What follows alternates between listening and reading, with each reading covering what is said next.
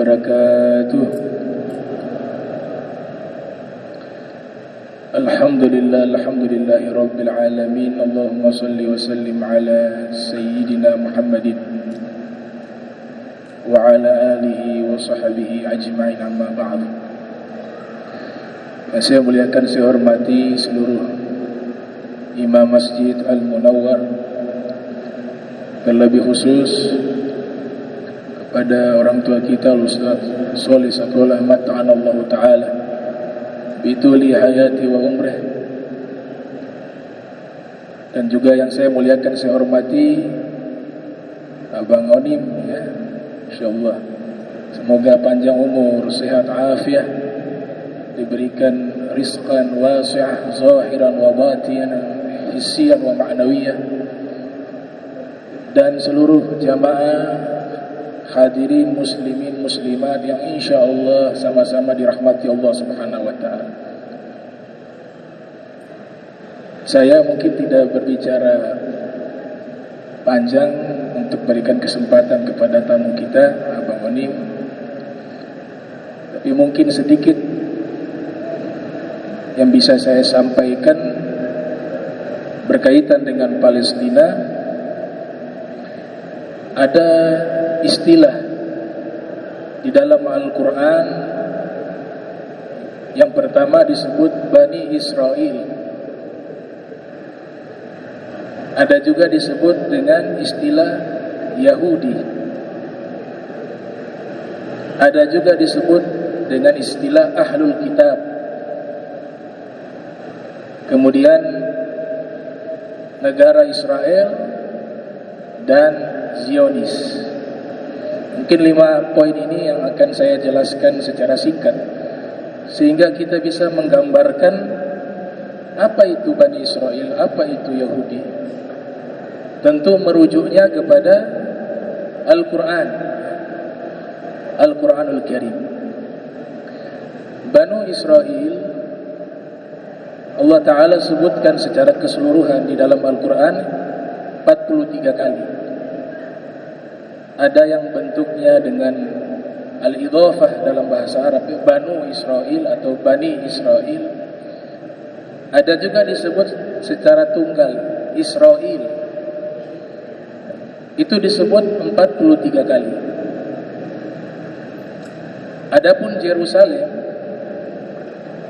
Yerusalem ini salah satu peneliti bernama Syekh Abdullah Al-Khatib dalam jurnalnya berjudul Jerusalem in the Quran. Tafsirannya itu kurang lebih ada 70 kali disebut di dalam Al-Quran. Tafsirannya, ya, kadang-kadang disebut dengan Al-Balad atau Al-Arada Al-Muqaddasah atau disebut Masjidil Aqsa, ya. Kesemuanya ada 70 kali. Yang menarik di dalam Al-Quran, kalau kita menganalisa, setiap kali ada nida, panggilan, ya Bani Israel, itu kan di dalam Al-Quran sangat banyak. Ya Bani Israel, itu khitabnya bukan kepada Nabi di zaman Nabi, tidak. Tapi firman itu ditujukan kepada al-khabar al-madhi, informasi masa lampau. Kalau menggunakan nida, ya Bani Israel, jadi tidak berbicara konteksnya di masa Nabi kita Muhammad sallallahu alaihi wasallam, tapi informasi itu Allah sampaikan terkait historis, sejarah di masa lampau.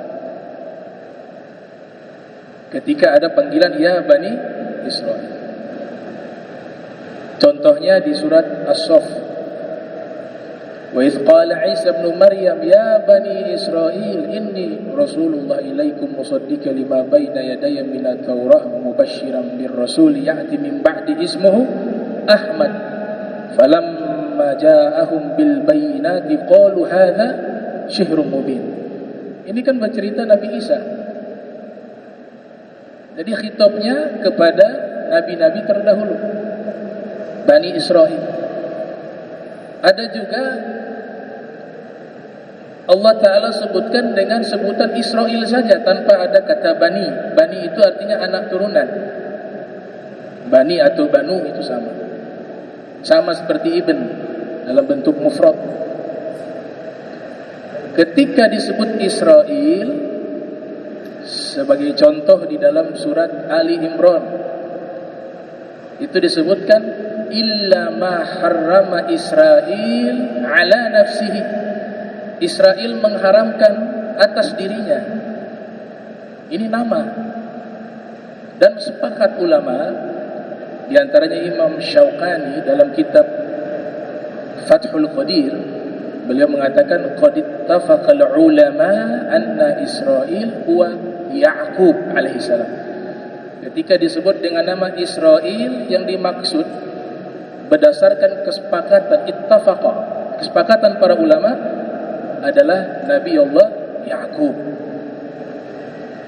Pertanyaan muncul, apakah orang-orang Israel saat ini mereka adalah turunan dari Nabi Ya'qub? Karena Bani Israel artinya anak turunan Nabi Ya'qub. Maka dijawab secara historis, dijawab dengan riset ilmiah bahwa mereka tidak ada hubungannya dengan keturunan Nabi Ya'qub.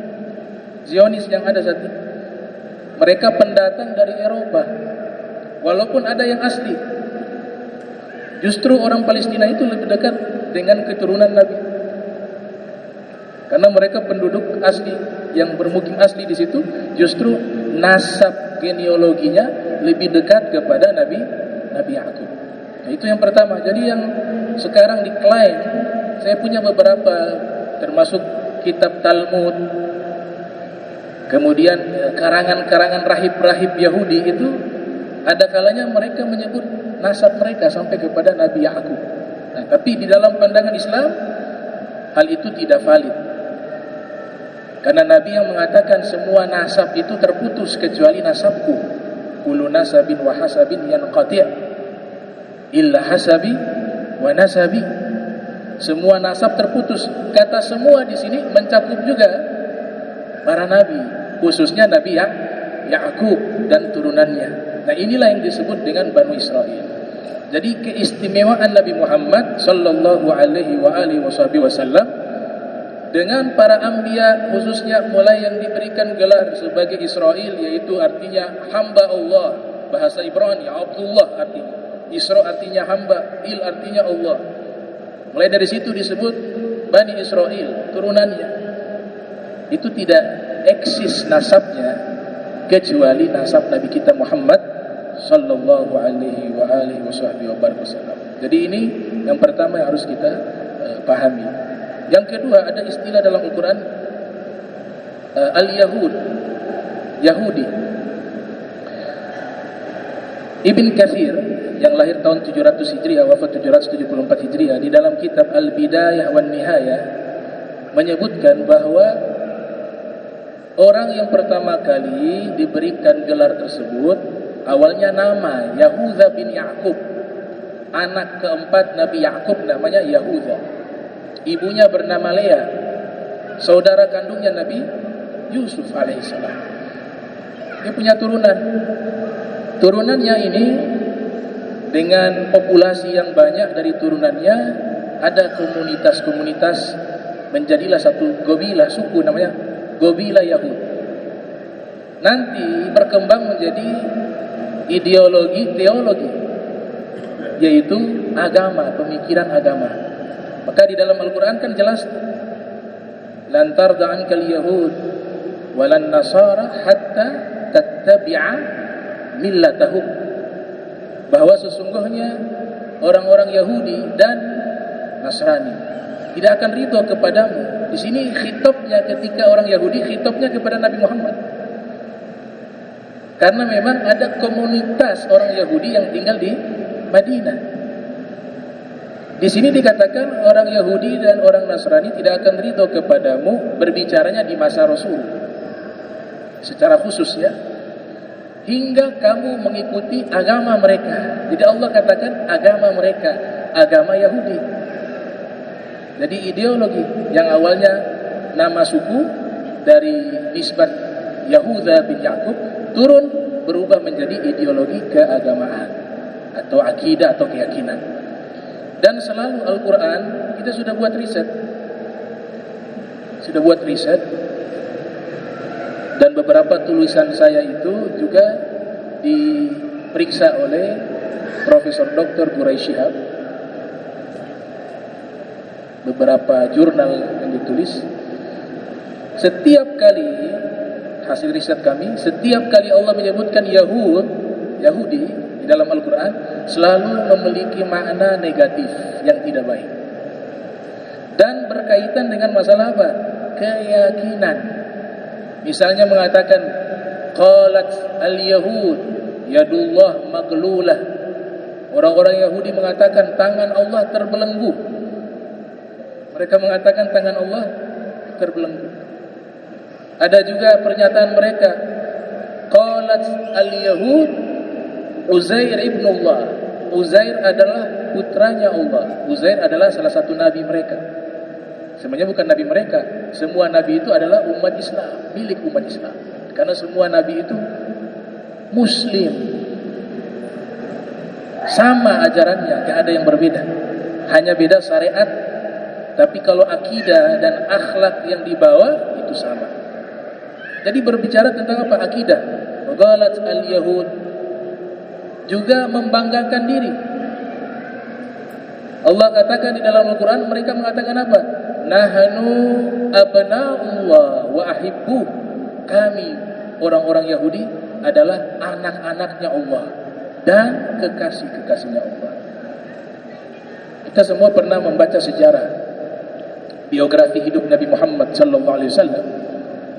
Kan Nabi sebelum hijrah di Madinah itu, atau namanya Yathrib di zaman itu, sudah ada komunitas orang-orang Yahudi. Ada 3 suku yang terkenal, Bani Nadir, Bani Quraidah, dan Bani Kainuqa. Bani Kainuqa tinggalnya di dalam kota Madinah, sedangkan Bani Quraidah dan Bani Nadir agak di luar kota Madinah, tapi sudah mendekati wilayah tersebut, tinggalnya di pegunungan. Ini mereka bukan orang asli Madinah. Orang-orang Yahudi yang sudah bermukim di Madinatul Munawwarah, mereka adalah orang-orang Yahudi asal Syam.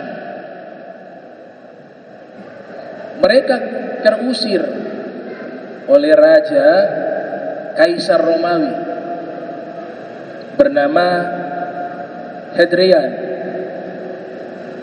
pada tahun 132 Masehi sampai 135 Masehi. Eksodus besar-besaran berpindah mereka dari Syam karena kalah dalam peperangan menghadapi raja tersebut. Maka mereka pindahnya kemana? Lokasi ini luas di Syam, mungkin zaman sekarang masuk 4 negara: Palestina, Lebanon, Jordania, Suriah. Itu namanya Syam di zaman dulu. Ini kan banyak lokasi, tapi yang dipilih Madinah, Yathrib. Karena pendeta-pendeta mereka yang memerintahkan mereka hijrah ke tempat tersebut.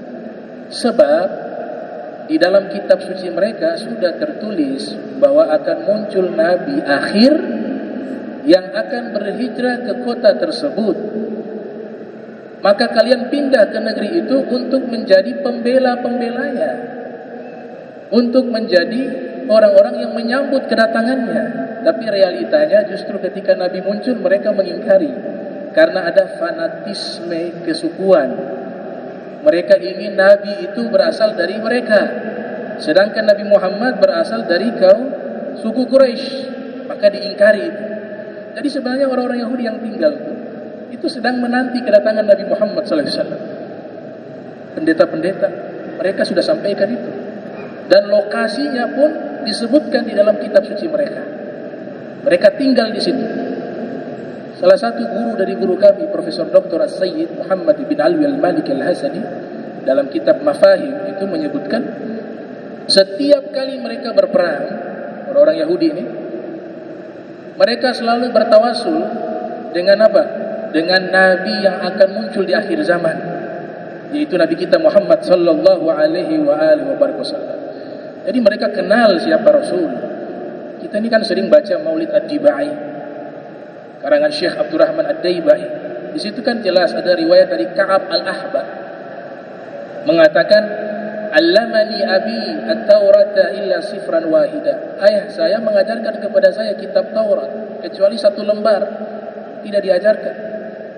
Kana yakhtimuhu wa yudkhiluhu sunduq. Yang selembar ini distempel kemudian dimasukkan ke dalam peti, ditutup. Falamma mata abi, ketika ayah saya mati, fatahtu, saya membuka peti itu. Fa idzan kana fihi nabiyyun yakhruju akhir zaman, mauliduhu bi Makkah wa hijratuhu bil Madinah wa sultanuhu bisyam. Ternyata lembaran itu ada informasi bahwa akan muncul seorang nabi di akhir zaman, dilahirkan di kota Makkah, hijrah di kota Madinah, dan kekuasaannya sampai ke negeri Syam. Dia adalah Nabi kita Muhammad sallallahu alaihi wasallam. Jadi tiga suku ini yang paling memusuhi Rasulullah dengan umat Islam, ya tiga-tiganya. Tapi ada salah satu ulama Inggris namanya, ya Links namanya. Dia membuat satu kitab berbahasa Inggris, judulnya Muhammad. Dia mengatakan Bani Nadir yang ada di Khaybar inilah musuh terbesarnya Nabi Muhammad. Mereka sangat membenci Rasulullah SAW dan umat Islam serta agama Islam.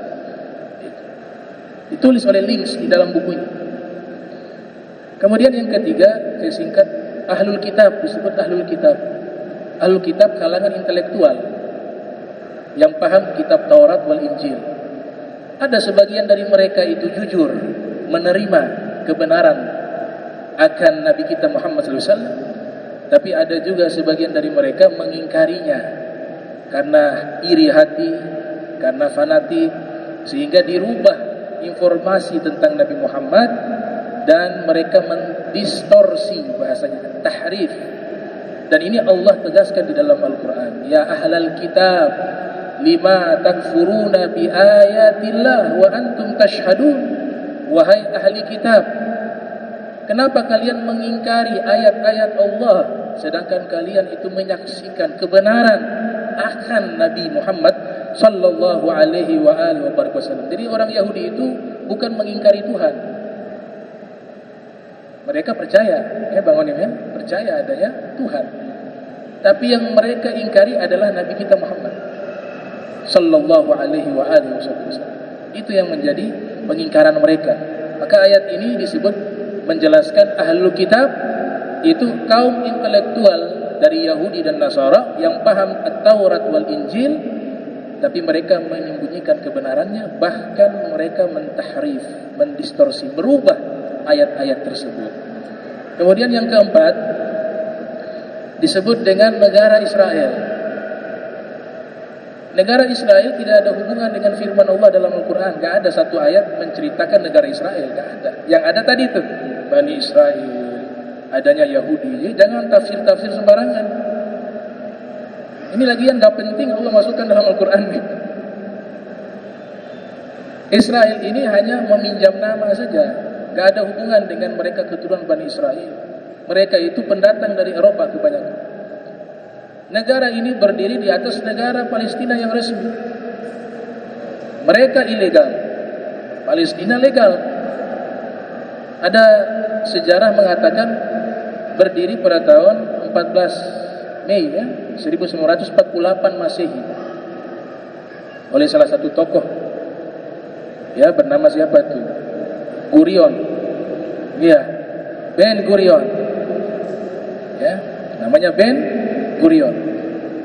Dia yang pertama kali mendeklarasikan negara Israel.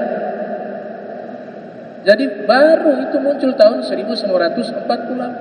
Sebelumnya itu damai umat Islam dengan orang-orang Yahudi yang asli di sana. Bahkan Nasrani juga sangat toleransi. Bahkan ada satu simbol di sana, Kanisal Qiyamah. Gereja namanya Kanisal Qiyamah, berhadapan dengan Masjid Sayyidina Umar bin Khattab. Berhadapan, simbol toleransi. Tapi datang ini kelompok Mereka itu terpencar di beberapa wilayah, akhirnya berkumpul di Palestina. Kebaikan orang Palestina memberikan mereka tempat, tapi lama-kelamaan mereka menguasainya. Mereka memperluasnya. Itulah yang disebut dengan gerakan politik Zionis. Kalau Zionis gerakan politik, yaitu membangun negara di atas negara orang. Nah, ini 5 hal yang berbeda. Jadi kita harus wajib ya, kalau judul kan apakah wajib membela? Wajib. La yu'minu ahadukum hatta, tidaklah beriman seorang di antara kalian hatta yuhibba li akhihi ma yuhibbu li nafsi, hingga dia mencintai apa di dirinya sebagaimana dia mencintai saudaranya. Bahkan dalam satu riwayat, bukan golongan kami man lam yahdamma bi umuri ummati, bukan golongan kami orang yang tidak punya perhatian dengan urusan umatku, kata Rasul sallallahu alaihi wasallam. Nabi mengatakan kita bagaikan kal jasad wahid, satu tubuh. Jika ada yang sakit maka seluruh tubuh ikut sakit. Dalam umpama yang lainnya Nabi katakan kal bunyan al wahid, seperti satu bangunan. Jadi wajib hukumnya, bukan sunnah. Wajib. Justru di sini diuji keimanan kita. Nabi kaitkan cinta kepada saudara sesama muslim dengan apa? Keimanan. Artinya makin ada empati dalam hatinya dan dia buktikan dengan perbuatannya, kita bersyukur kepada Allah masih ada iman dalam hati kita. Tapi yang masa bodoh ini bisa dipertanyakan keimanannya, karena ini adalah sabda Nabi kita Muhammad sallallahu alaihi wasallam, wa kunu ibadallahi ikhwana, al muslimu akhul muslim, kata Nabi, jadilah kalian hamba-hamba Allah yang bersaudara, sesama muslim adalah saudara, kata Nabi kita Muhammad sallallahu alaihi wasallam. Ya, mungkin itu yang bisa saya sampaikan. Kita berikan waktu kepada Abang Onim, kemudian mungkin nanti saya bisa mau bertanya juga beberapa hal ya, karena beliau kan bermukim di sana. Tentu laisal khabar kal muayyanah ya, enggak ada berita yang dipercaya kecuali lihat dengan mata kepala. Nah, ini saksinya yang langsung. Ya, kalau kita hanya lewat kitab dan buku. Naam, ya, falitafaddal mashkur. Jazakumullah khairan katsiran. Ustazna Habib Abdurrahman Kamil As-Sagaf, orang tua kita Bapak Ustadz Saleh, Masya Allah, semangat terus ya. Jadi sebut-sebut orang Palestina lagi. Nambah apa? Ya, bismillahirrahmanirrahim. Assalamualaikum warahmatullahi wabarakatuh. Alhamdulillah atas pemaparan dari Habib mengenai sejarah tentang Palestina, Bani Israel, dan sampai dengan saat ini sudah menduduki lebih dari 82% dari tanah Palestina. Itu mereka adalah Zionis Israel yang kita kenal dengan bahasa Arabnya adalah Suhyuni. Perkenalkan, nama saya Bang Onim. Saya alhamdulillah baru tiba di Indonesia dari jalur Gaza Palestina. Masih dilindungi oleh Allah Subhanahu wa taala. Padahal pada saat evakuasi kemarin, saya dan istri itu sudah berprediksi bahwa kita pasti akan meninggal di tengah jalan. Karena pada saat evakuasi tersebut kami harus melewati akses yang mana dijadikan lokasi pembunuhan oleh pihak Zionis Israel terhadap saudara-saudara kita yang ada di Palestina. Tapi luar biasa, saya sangat yakin bahwa in tansurullaha yansurukum wa yutsabbit aqdamakum. Selama kita memberikan solidaritas, dukungan kepada umatnya terutama yang ada di Palestina, yakinlah bahwa Allah Subhanahu wa taala pasti akan melindungi, memberikan kekuatan dan mengarahkan. Evakuasi kemarin kami sempat ditargetkan target penembakan oleh pihak Zionis Israel. Kendaraan kami ditembak oleh pihak Israel.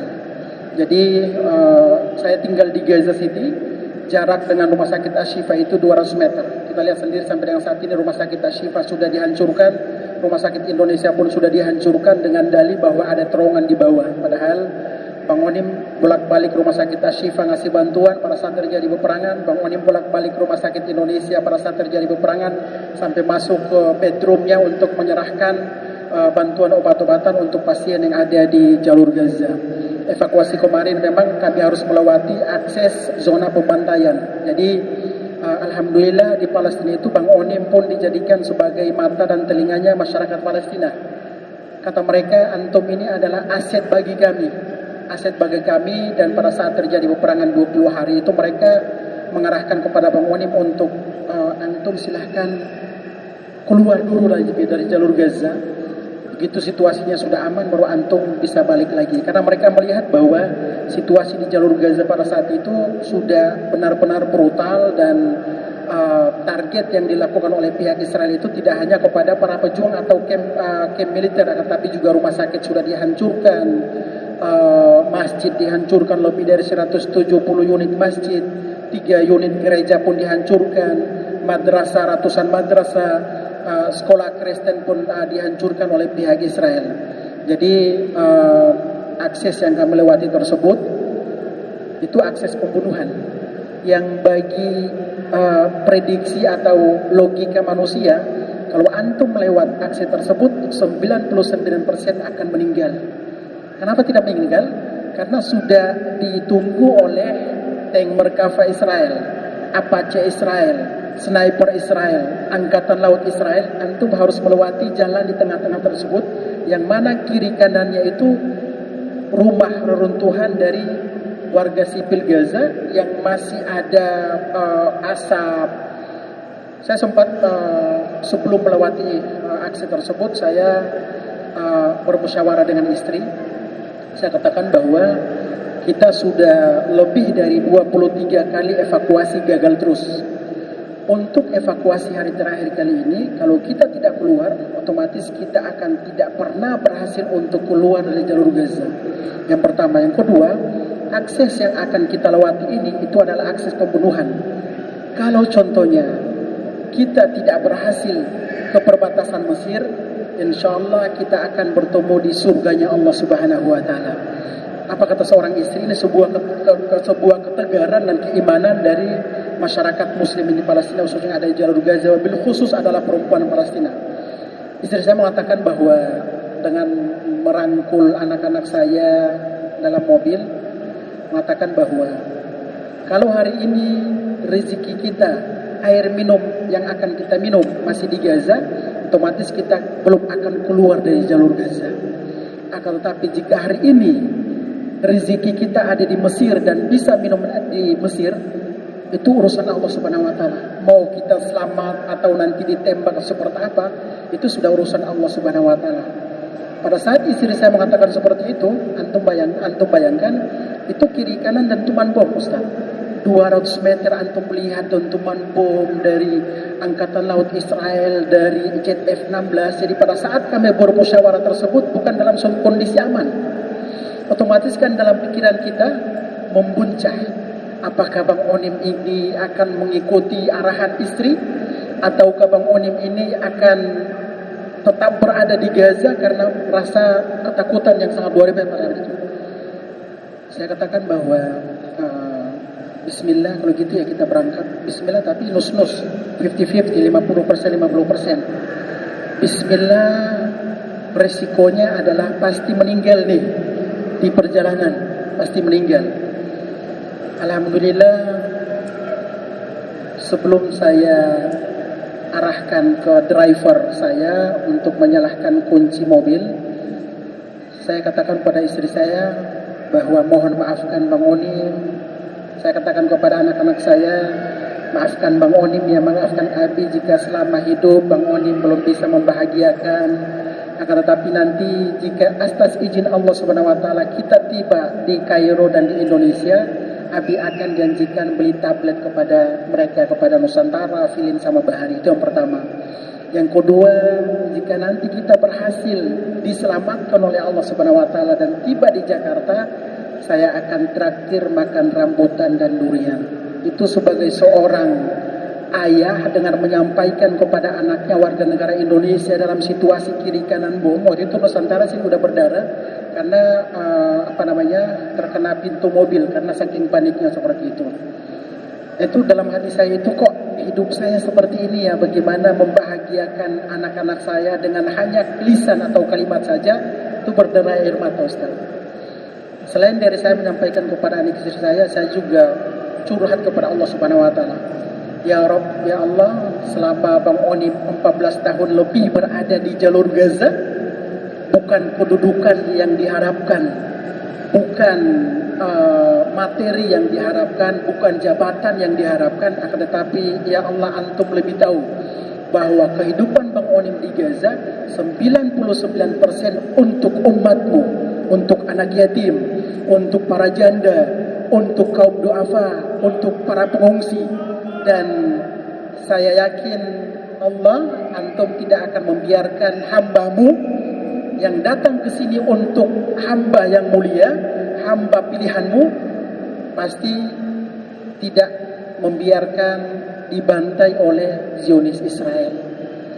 Nyalakan mobil, berangkat 10 menit, kiri kanan sudah mulai melihat jasad saudara-saudara kalian yang tergeletak di aspal. Anak-anak, perempuan, berdarah-darah mereka itu. Filin melihat, Bahari melihat. Jalan terus 15 menit sudah mulai terjadi tembakan. Yang di belakang ada warga Gaza, ada sekitar 8 mobil itu sudah rata, sudah dibunuh semua. Di belakang Bang Onim. 20 menit kemudian di depan saya ada sekitar 6 mobil dirata-tanakan, dibunuh oleh pihak Israel. Mobil itu hangus. Dalam hati saya, ya Allah, dalam beberapa detik kemudian saya akan selesai nih di dunia. Jalan terus, mulai kendaraan kami ditembak oleh pihak Zionis Israel. Saya bertanya, ini mobil kita ditembak, mobil kita ditembak oleh sniper. Ya udah kalau gitu gas full, apapun di depan kita, tank Israel pun ditabrak. Karena kan otomatis ya bakalan meninggal kan. Alhamdulillah itu sepanjang jalan kayak nggak ada orang sama sekali. Itu luar biasa yang kami rasakan itu, ternyata tangan Allah itu turun kepada kendaraan kami, seakan beliau memegang kendaraan kami dan diarahkan jalan terus. Setengah jam kami tiba di lokasi zona aman. Kami melihat ada pantai, ada orang-orang yang berkeliaran situ. Ternyata kita masih diselamatkan oleh Allah Subhanahu wa taala. Ini adalah sebuah mukjizat sebenarnya dari Allah Subhanahu wa taala untuk Bang Onim. Itu tentunya apa yang kami rasakan, apa yang Bang Onim merasakan tidak sebanding dengan saat ini yang dialami oleh saudara-saudara kita di Palestina, di Gaza, yang mereka berjuang tentunya. Berjuang tidak hanya maslahat mereka tentunya, akan tetapi untuk maslahat kita semua, untuk maslahat manusia di seluruh dunia, untuk maslahat umat Islam di seluruh dunia, karena mereka mempertahankan awalul kiblatain, kiblat pertama Islam dunia, yaitu Masjidil Aqsal Mubarak. Itu yang harus kita tekankan dan garis bawahi, bahwa isu Palestina bagi kita umat Islam adalah harga mati dan sudah tidak perlu diperdebatkan lagi, karena ini adalah urusan akidah kita. Yang pertama, isu Palestina tentunya insaniyah, yang kita kenal dengan kemanusiaan. Mereka manusia, kita juga manusia. Karena kan dalam Islam juga kita tegaskan, kita menyelamatkan satu manusia sama saja menyelamatkan seluruh manusia di muka bumi ini, dan sebaliknya. Dan tentunya isu yang ketiga, isu Palestina, adalah berkaitan dengan isu akidah. Ini sudah menjadi akidah kita. Jadi sudah saatnya kita tidak usah memperdebatkan lagi kenapa harus jauh-jauh kita memberikan dukungan kepada saudara-saudara kita yang ada di Palestina. Karena kita juga tahu sendiri dalam setiap tahun itu kita pasti mengadakan yang namanya Isra wal Mi'raj. Sudah tercantum dalam ayat suci Al-Quran, Bismillahirrahmanirrahim. Subhanalladzi asra bi 'abdihi lailan minal masjidil haram ilal masjidil aqsal ladzi barakna haulahu. Saat ini nih, hamba pilihan Allah Subhanahu wa taala pasang badan di safil ula, di barisan depan untuk menghadapi musuh Islam dunia, yaitu Suhyoni atau Zionis. Pertanyaannya, kita di Indonesia, umat Islam di seluruh dunia, apa yang sudah kita lakukan untuk hamba terbaik Allah Subhanahu wa taala yang berhadapan langsung dengan Suhyoni atau pihak Zionis Israel, yang hampir setiap hari mereka datang ke Masjidil Aqsal Mubarak untuk melarang umat Islam datang melakukan ibadah, yang mereka melarang saudara-saudara kita orang Kristen untuk melaksanakan ibadah di Masjid Al-Qiyamah tadi, Kanisa Al-Qiyamah, gereja kebangkitannya orang-orang Israel, orang-orang Kristen. Jadi yang diperjuangkan oleh pejuang Palestina, mohon maaf, di sini kita berbicara tentang pejuang Palestina, bukan Hamas. Karena di dalam pejuang Palestina itu ada 4. Yang pertama faksi Hamas dengan sayap militernya itu Izzuddin Al-Qassam yang mereka memegang kekuatan di Gaza. Yang kedua faksi Fatah dengan sayap militernya Syuhada Al-Aqsa. Yang ketiga Jihad Islami dan juga Jabhah Sya'biyah. Nah, mereka ini berjuang untuk menghadapi yang namanya pihak penjajah Zionis Israel. Itu yang memang harus kita tekankan. Jangan sampai kita digiring opini kita membahas tentang salah satu faksi saja, yang pada akhirnya jika Amerika dan Israel mencap atau berhasil mencap pejuang atau Hamas ini sebagai teroris, otomatis kita nih sebagai orang yang memberikan dukungan kepada Palestina itu pun dicap teroris. Jadi ada baiknya, saya juga selalu menyampaikan di setiap kesempatan, kita membahas bukan soal faksi.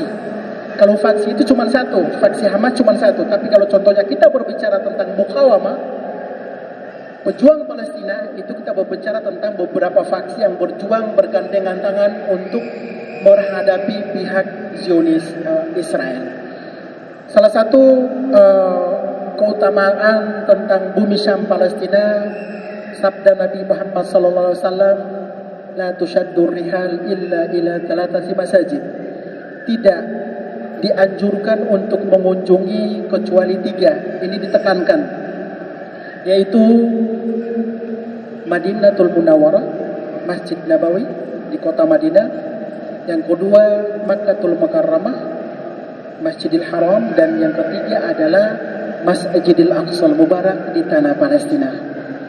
Jadi para ulama di Indonesia itu harus memposisikan 3 tempat suci ini levelnya sama atau makomnya sama, kesuciannya sama, yaitu Madinah, Makkah, dan juga Palestina.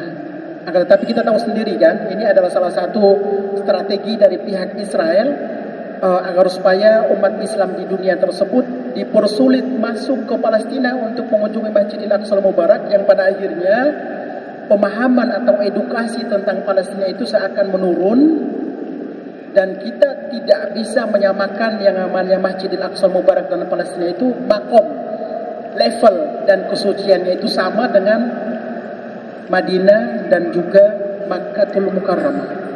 Ini yang harus kita tekankan juga sebagai umat Islam, terutama yang ada di kota Ternate. Jadi tentunya seperti yang sudah disampaikan oleh Habib tadi, bahwa isu Palestina ini menjadi tanggung jawab kita.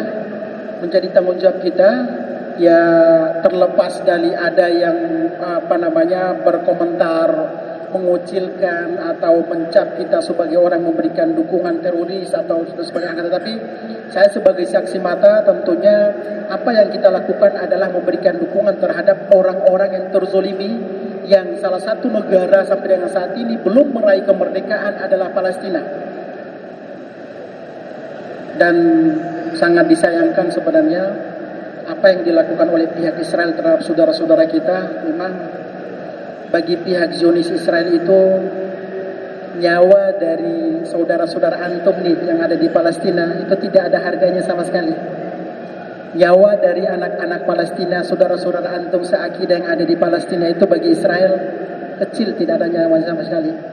Itulah kenapa kita ditegaskan untuk senantiasa memberikan solidaritas dan dukungan kepada saudara-saudara kita yang ada di Palestina. Karena kan jika kita tarik ulur kembali tentang sejarah Palestina, salah satu negara yang telah mengibarkan merah putih sebelum kita meraih kemerdekaan 1945, itu salah satunya adalah negara Palestina, yang sudah mengakui kemerdekaan Republik Indonesia. Tidak hanya dengan mengakui kemerdekaan Republik Indonesia, tapi mereka rela membelanjakan harta mereka untuk diserahkan kepada pemerintah Indonesia dalam rangka memperkuat, membeli persenjataan, memperkuat strategi Indonesia supaya bisa meraih kemerdekaan. Dengan demikian nih teman-teman yang ada di Indonesia, khususnya di kota Ternate, baik Muslim maupun Kristen, punya hutang budi terhadap saudara-saudara kita yang ada di Palestina. Dan saat ini momennya, saat ini kesempatan kita untuk menunjukkan bukti kita terhadap saudara-saudara kita di Palestina.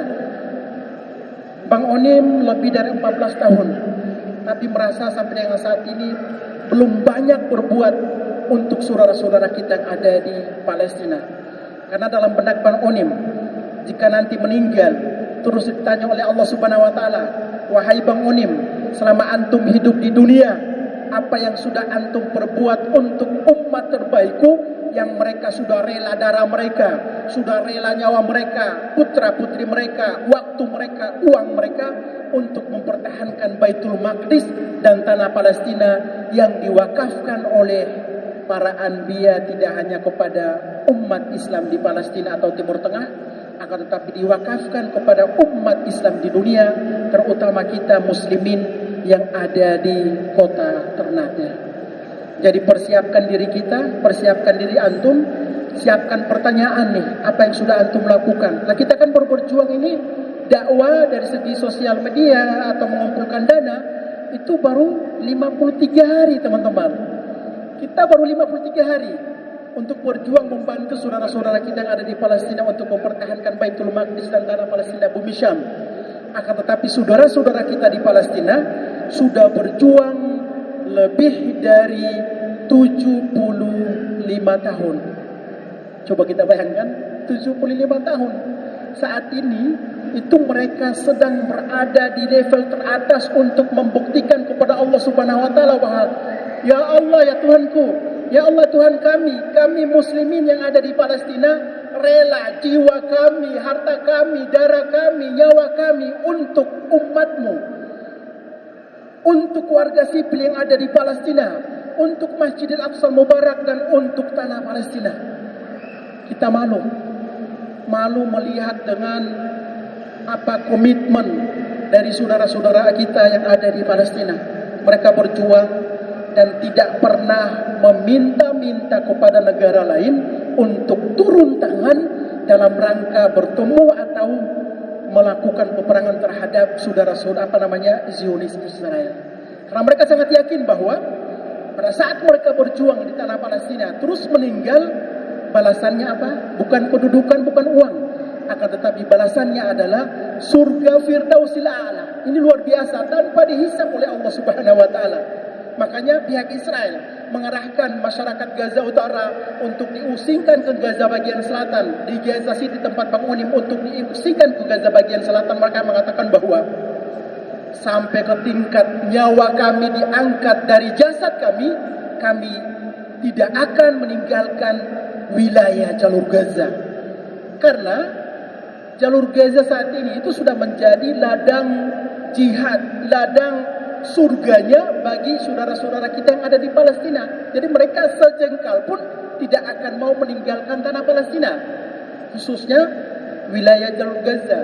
Kalau mereka meninggalkan wilayah jalur Gaza, otomatis mereka meninggalkan atau menjauh dari pintu surga yang sudah dibuka selebar-lebarnya oleh Allah Subhanahu wa taala.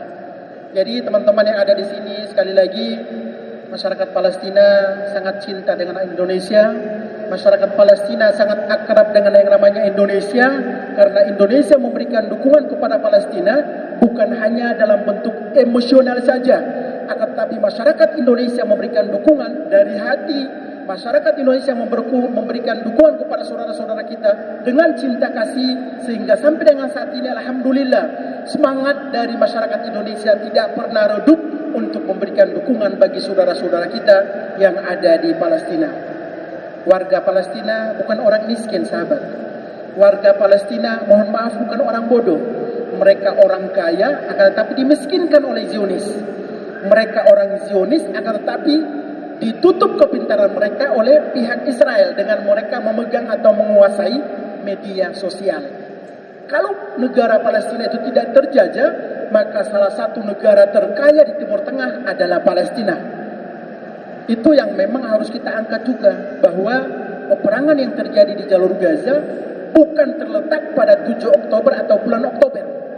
Karena ada beberapa oknum Indonesia mengatakan bahwa kalau tidak ada peperangan oleh pihak Mukawamah atau Hamas terhadap pangkalan terbesar Israel di Sderot dan juga di Galaf, maka tidak akan terjadi pembunuhan terhadap warga sipil yang ada di Gaza. Ini bodoh sekali sebenarnya.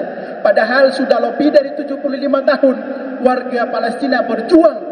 Mereka dibantai, mereka dibunuh, mereka diusir, tanah mereka diambil, rumah mereka diambil alih oleh pihak penjajah Zionis Israel. Otomatis warga Palestina, orang Zionis mengatakan bahwa wahai dunia, kami sudah selalu dibunuh oleh pihak Israel, akan tetapi dunia masih diam. Dunia membisu dan juga cuek dengan adanya nasib saudara-saudara kita yang ada di Palestina. Dan detik ini juga kami membuktikan kepada dunia, termasuk kepada Amerika dan Israel, bahwa mukawamah, pejuang Palestina pun memiliki kekuatan dan juga keberanian yang tidak kalahnya dengan pihak Zionis Israel. Antum lihat sendiri bagaimana di video-video mereka dipermalukan. Antum lihat sendiri bagaimana di TikTok, di Instagram, itu realitanya terjadi di jalur Gaza. RPG kekuatannya 5 kali lipat dari RPG Rusia, COD, diletakkan di tanknya Zionis. Coba antum lihat, adakah di dunia ini militer sekuat yang dimiliki oleh pejuang Palestina? No, nggak ada sama sekali. Antum lihat para pejuang Palestina berjuang, berada di barisan depan, tidak menggunakan rompi, hanya menggunakan sepatu sport, celana training, kaos. Itu luar biasa karena mereka mengatakan bahwa walaupun kita sudah berhasil memproduksi persenjataan dengan luar biasa, bisa menghancurkan Tel Aviv dan lain-lain, tapi kalau tangan Allah tidak turun, kita nggak ada apa-apanya. Yang pertama, kalaupun kita berhasil memproduksi peralatan militer, akan tetapi kita tidak punya sinyal dengan Allah Subhanahu Wa Taala, no, Allah Subhanahu Wa Taala tidak akan memberikan kekuatan atau tidak akan menurunkan jundi min junudillah. Itu yang memang keteguhan yang dimiliki oleh pejuang dan muslimin di Palestina, yang kita nih harus iri dengan keimanan yang dimiliki oleh masyarakat muslimin yang ada di Palestina. Mereka sedang kelaparan nih, tidak ada air, berjuang. Mereka tidak punya listrik nih, malam gelap gulita, tidak ada makanan, tidak ada air minum. Dalam hati mereka, ini adalah ujian bagi kami. Sampai di mana kesabaran kami untuk berada di medan pertempuran berhadapan dengan pihak Zionis Israel. Kediaman saya itu rudal jatuh dari kediaman saya 200 meter. Begitu jatuh, saya langsung berangkat untuk melakukan liputan. Melakukan liputan, saya itu sebenarnya berada di lokasi pengoboman, mundur dan duduk di emperan. Sambil menatap mereka, warga Gaza, ini mereka siapa ya? Ini manusia? Apa malaikat? Kalau manusia seperti Bang Onim yang keimanannya terbatas, otomatis tidak akan berada di tempat pengoboman. Karena begitu terjadi pengoboman, hentakannya itu luar biasa, kaca pecah, rumah hancur. Tapi dengan serentak mereka langsung berada di tempat pengoboman untuk mencari keluarganya yang korban. Ini sangat luar biasa nih, kekuatan, keberanian, keimanan, ketangguhan yang dimiliki oleh saudara-saudara kita yang ada di Palestina, yang tidak pernah saya lihat dan saksikan keberanian dari masyarakat saudara-saudara kita yang ada di Palestina. Jadi sekali lagi, tidak cukup dengan air mata untuk Palestina, tidak cukup dengan tangisan untuk Palestina. Uang yang antum donasikan belum tentu memerdekakan Palestina. Akan tetapi dengan doa kita menembus langit yang ketujuh, Allah Subhanahu Wa Taala menurunkan kekuatan kepada saudara-saudara kita yang ada di Palestina. Dengan doa ikhlas kita, dengan khusyuk kita, dengan tangisan kita pada saat mengangkat kedua telapak tangan kita memohon kepada Allah Subhanahu Wa Taala, Allah Subhanahu Wa Taala akan menurunkan kekuatan dengan memberikan kegembiraan kepada warga sipil yang walaupun muslimah Palestina, tangan kirinya memegang putra yang sudah tidak bernyawa lagi, tangan kanannya memegang putri yang sudah tidak bernyawa lagi, akan tetapi mengangkat kedua tangannya dan mengatakan, ya Allah, alhamdulillah, anak kami, anak saya sudah selamat, tinggal saya sendiri, apakah saya meninggal dalam kondisi masih ada keimanan ataukah tidak. Ini luar biasa loh. Rumah hancur, anak meninggal, suami meninggal, seorang istri mengangkat kedua tangannya, alhamdulillah, hanya ini yang dapat saya persembahkan untukmu ya Allah. Ini luar biasa teman-teman, Masya Allah. Dengan adanya kejadian di Gaza, antum tahu, non-muslim yang ada di Eropa terbuka hati mereka untuk mengkaji Al-Quran, masuk Islam. Saat ini, coba antum lihat sendiri, mohon maaf,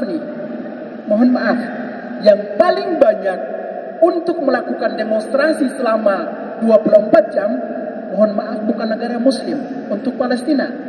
Tapi negara-negara Eropa, Amerika Serikat, Jerman, dan negara lainnya yang tentunya mereka adalah berada minoritas di negara tersebut. Ini yang membuat mata dunia terbuka. Kenapa Gaza sih? Apa yang dipertahankan oleh saudara-saudara kita yang di Gaza yang pada akhirnya mereka dibantai oleh pihak penjajah Israel. Yang walaupun dibantai, mereka tetap teguh. Mereka tetap kuat untuk berada di wilayah Palestina, di jalur Gaza. Itu yang membuat pertanyaan alamatul istifham. Kenapa Gaza? Kenapa Palestina? Dengan demikian ya teman-teman, kita sebagai muslim tentunya innamal mu'minuna al-ikhwah. Atas landasan kalimat la ilaha illallah subhanahu wa la ilaha illallah Muhammadar Rasulullah, kita bergerak dan selalu menggerakkan saudara-saudara kita yang ada di Palestina, saudara kita yang ada di Indonesia untuk senantiasa memberikan dukungan bagi saudara-saudara kita yang ada di Palestina. Jadi insya Allah besok saya pun akan pulang ke Galela, dan setelah dari Galela ke Ternate dan ke Tidore ada undangan dari Sultan Tidore. Setelah dari Ternate mungkin lanjut ke Medan bersama dengan anak istri. Jadi alhamdulillah Bang Onim dikaruniai seorang istri yang luar biasa, dukung perjuangan Bang Onim, anak-anak yang luar biasa, insya Allah qurrata ayun, anak-anak yang penyujuk hati, membimbing Bang Onim, menemani Bang Onim kemana saja dengan alhamdulillah memahami perjuangan Bang Onim. Mohon doanya semoga selama Bang Onim berada di Maluku Utara diberikan kesehatan, di bawah lindungan Allah Subhanahu wa taala, dimudahkan urusannya, karena Bang Onim berada di Ternate dan Maluku Utara, mohon maaf, bukan untuk pribadi Bang Onim, tapi untuk nama Indonesia Merah Putih. Kita bawa di kancah internasional bahwa ada putra Maluku Utara yang bernama Bang Onim, berasal dari Galela Halmahera Utara, rela mengorbankan jiwanya berada di Palestina bukan untuk mencari istri, mohon maaf, tapi untuk mengangkat nama Indonesia, membawa bendera merah putih. Itu yang memang Bang Onim sampai dengan saat ini selalu berpegang teguh bahwa isu Palestina sebagai Bang Onim ini sudah menjadi kewajiban dan tanggung jawab Bang Onim sebagai muslim. Tapi juga isu Palestina adalah amanah konstitusi bahwa penjajahan di atas dunia harus dihapuskan karena tidak sesuai dengan peri kemanusiaan dan peri keadilan. Palestina tidak mendapatkan keadilan. Palestina saat ini sedang krisis kemanusiaan. Palestina salah satunya, satu-satunya negara yang masih terjajah di muka bumi ini. Dan tentunya isu Palestina adalah hutang budi kita sebagai masyarakat seluruh elemen bangsa, baik muslim maupun Kristen non muslim. Kita punya hutang budi terhadap saudara-saudara kita yang ada di Palestina. Dan kita sangat mengetahui tokoh proklamator Indonesia almarhum Soekarno dengan tegas mengatakan bahwa selama tanah Palestina belum diserahkan kepada yang berhak, yaitu masyarakat Palestina, maka selama itu juga Indonesia akan bersama dengan perjuangan masyarakat Palestina. Jadi biar Bang Onim berada di jalur Gaza, antum berada di Indonesia, mengangkat kedua telapak tangan dan mendoakan kami yang berjuang untuk saudara-saudara kita yang ada di Palestina. Jazakumullah khairan katsiran. Mungkin silakan ada pertanyaan dari Ustadz Habib. Assalamualaikum warahmatullahi wabarakatuh. Kita Isa agak mundur sedikit ya, ini momentum jarang terjadi, dan waktu Isa itu waktu afdol sebenarnya dia agak malam sebenarnya. Ya, jadi kita bersabar sedikit.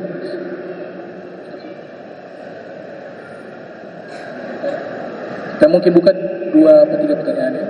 Ya. Dari saya ya, saya mau sebelum saya menyampaikan pertanyaan ini, saya lupa sebut beberapa nama. Ada Ketua Panitia ya Bapak Hasbi, Al-Habib Hussein bin Syekh Bakar, kemudian juga kawan-kawan dari Majlis Ta'lim ya, Darul Mawaddah, Banatul Khairat juga, dan alumni SMA 1. Waktu itu kita juga mengumpulkan dana dan kita kirim ke yayasan Bang Onim ya. Berapa? 87 juta ya. Nah, kemarin amanah dari teman-teman Al-Khairat ya, 87 juta itu alhamdulillah sudah didistribusikan di Palestina, tapi mohon maaf, setelah kami distribusi itu kami tidak ada jaringan di sana. Jadi alhamdulillah amanah sudah sampai, dokumentasinya belakang nanti insya Allah segera dikirim. Jadi kemarin amanah dari aksi di sini juga lebih dari 1 M Itu sudah Bang Onim koordinasikan kepada tim Bang Onim, ada 90 tim Bang Onim di sana orang Palestina. Sudah kita koordinasikan untuk tahap pertama distribusi sembako dan juga 1 juta liter air minum insyaallah dari hasil yang kemarin di sini. Alhamdulillah. Ini satu pertanyaan dari saya, nanti kasih kesempatan ke jamaah juga untuk bertanya. Saya lihat ya dari media bagaimana keteguhan ya orang-orang Palestina. Mereka punya keimanannya. Bahkan anak-anak kecil itu kalau ditanya, itu mereka jawab dengan ayat Al-Quran, dengan hadis-hadis Nabi. Ya. Ini saya tanyakan kondisi ya secara religi di sini. Masjid-masjid mereka itu sholat 5 waktu bagaimana? Apakah ramai? Kemudian majlis-majlis ilmu dan para ulama di sana seperti apa? Dan yang paling penting juga ini, karena banyak juga yang berbicara sudah menjurus kepada fitnah ya, mengatakan mayoritas Syiah ya, dan seterusnya. Ya setahu saya ya ulama-ulama besar seperti Imam Syafi'i juga lahir di Gaza tahun 150 Hijriah. Ada Ibnu Hajar Asqalani juga ya, Imam Romli, Mutaakhirin. Nah, yang saya mau tanyakan, mayoritas mazhab yang dianut oleh warga muslim Palestina itu seperti apa? Dan pertanyaan pertama tadi, bagaimana kok mereka bisa sangat tegar ya, keimanannya sangat luar biasa, itu pengaruhnya dari mana itu? Nah. Iya, pertanyaan yang kedua tadi berkaitan dengan keyakinan dari muslimin yang ada di Palestina. Di Palestina tidak ada Syiah. Palestina semuanya ahlu sunnah wal jamaah, sunni semuanya, pejuang Palestina semuanya sunni. Untuk isu Palestina, itu semua negara, baik itu negara muslim maupun non-muslim, itu membantu Palestina. Dan Palestina tentunya negara terjajah, mereka buka tangan, welcome, silakan dibantu. Termasuk negara Iran, Libanon, terus juga Suriah, itu mereka bantu. Dan tentunya mereka tidak menolak dong, karena mereka membutuhkan dukungan dan juga membutuhkan solidaritas dari semua negara, termasuk dari negara yang Bang Onim sebutkan. Ada kenapa dalam pikiran sebagian oknum ini oknum ya, sebagian oknum Indonesia mengatakan bahwa pejuang Palestina itu adalah Syiah. Sebenarnya ini di framing oleh media yang anti terhadap Arab Saudi atau Sunni yang ada di Timur Tengah untuk menjelek-jelekan negara Saudi Arabia. Saudi Arabia bantu dong Palestina, Jordan bantu dong Palestina, Mesir bantu dong Palestina, tapi mereka bantu dengan cara mereka sendiri. Nah, cara mereka sendiri ini yang tidak diterima oleh media yang memframing bahwa yang memberikan dukungan itu hanya Syiah terhadap pejuang Palestina. Otomatis pejuang Palestina akidahnya dipertanyakan. Bagi pejuang Palestina mengatakan bahwa lakum dinukum waliyadin, antum silakan bantu, tapi soal akidah itu harga mati, nggak bisa dihancurkan tembok atau pembatas tentang keyakinan kami. Nah, itu sudah sangat jelas. Terus yang pertama pertanyaan berkaitan dengan jamaah di sana, sholat subuh nih. Sholat subuh kalau antum pergi ke masjid dan ingin berwudu di masjid, bukan di rumah, otomatis antum tidak kebagian tempat. Begitu antum ngantri dan masuk ke dalam, sudah assalamualaikum warahmatullahi wabarakatuh, assalamualaikum warahmatullahi wabarakatuh. Coba antum bayangkan bagaimana banyaknya jemaah. Karena kekuatan yang dimiliki oleh pejuang Palestina, mohon maaf, bukan dari rudal, tapi dari berada di masjid untuk mendekatkan diri kepada Allah Subhanahu wa taala, berinteraksi dengan Allah Subhanahu wa taala melalui yang tadi ayat suci Al-Qur'an. Makanya ketegaran, keberanian, terus ketabahan, keyakinan yang dimiliki oleh masyarakat umumnya yang ada di Palestina itu atas landasan dari apa yang mereka kaji yang ada di ayat suci Al-Quran tersebut. Jadi mereka, mohon maaf nih, kalau kita di Indonesia baca tidak memahami Al-Quran, akhirnya tidak masuk ke sini, tidak masuk ke sini, mental dong. Tapi kalau mereka dengan membaca, memahami dan mengimplementasikan apa yang terkandung dalam ayat suci Al-Quran, termasuk yang namanya jihad fisabilillah. Kalau kita ulama di dunia termasuk di Indonesia baru mengatakan bahwa ya ayyuhalladzina amanu, orang Palestina sudah bergerak duluan. Kita baru orang Palestina sudah bergerak duluan. Itu yang disampaikan oleh ulama yang ada di Arab Saudi, di Timur Tengah. Wahai ulama yang ada di Arab Saudi, kita ini baru bersorban, baru mengatakan bahwa ya jemaah, ya ayyuhalladzina amanu. orang Palestina sudah di sana loh, sudah jauh dari kita. Masih berdebat, masih mengatakan mereka ini apakah harus dihijrahkan atau harus disterilkan tanah. Harus disterilkan dari Hong Kong, orang ini tanah Palestina dan punya mereka, kok disterilkan dari mana? Ya kan seperti itu. Jadi memang ada oknum-oknum tertentu yang ingin meredupkan semangat kita, khususnya semangat masyarakat Indonesia. Jadi memang posisi Indonesia itu harusnya nomor satu untuk isu Palestina. Coba antum lihat sendiri, Presiden Republik Indonesia Bapak Jokowi, terus sahabat Bang Onim, Ibu Retno Marsudi, Menteri Luar Negeri, mereka berada di mana? Berada di barisan depan dari segi bilateral, dari segi menekan Amerika Serikat yang walaupun sampai dengan saat ini belum berhasil, tapi sudah menunjukkan bahwa Indonesia benar-benar serius untuk menghentikan kebiadaban pihak Israel terhadap masyarakat Palestina yang menjadi korban anak-anak, warga sipil, wanita dan juga lain-lain. Jadi memang banyak pemuda Indonesia mengatakan bahwa Onim boleh diajak saya ke Palestina, mendingan di Indonesia aja deh. Di Indonesia aja memperbaiki, terus juga beribadah. Jangan sampai kalau berangkat ke sana itu bisa menambah penderitaan di sana orang-orang di Palestina. Jadi memang yang berada di Palestina itu saya yakin adalah hamba pilihan. Karena kan otomatis jika berada di Palestina semuanya akan dilepas semuanya. Yang namanya kedudukan, jabatan, materi itu semuanya dilepas. Jadi Bang Onim nih, selesai berhasil dari maut dan tiba di Indonesia, Allah Subhanahu wa taala memberikan cobaan kepada Bang Onim. Job datang, diberikan rumah, diberikan mobil, diberikan uang, diberikan harta, diberikan kedudukan. Oh no, saya berjuang di sana itu bukan mohon maaf, bukan kedudukan atau dunia. Insya Allah kedudukan atau dunia atau di kedua tapak tangan Bang Onim. Murah banget kalau Bang Onim terima rumah lah, mobil lah untuk difasilitasi. Enggak, Bang Onim tidak usah diistimewakan. Karena alhamdulillah tinggal di sana ya untuk mengistimewakan saudara-saudara kita yang mereka sangat mengistimewakan kiblat pertama Islam dunia dan juga tanah Palestina. Ya luar biasa ya. Jadi kekuatan terbesar adalah hubungan hamba dengan Allah. Itu kekuatan terbesar orang-orang Palestina. Kemudian ketika berbicara perjuangan jihad fisabilillah, janganlah kita membahas masalah-masalah madhab. Kita harus utamakan perjuangan di atas kalimat La ilaha illallah Muhammad Rasulullah. Semua menjadi satu untuk menghadapi musuh yang paling besar di hadapan kita. Ya, jadi saya secara pribadi meminta janganlah dibahas masalah-masalah madhab di dalam masalah Palestina. Nah, kita berikan pertanyaan lagi.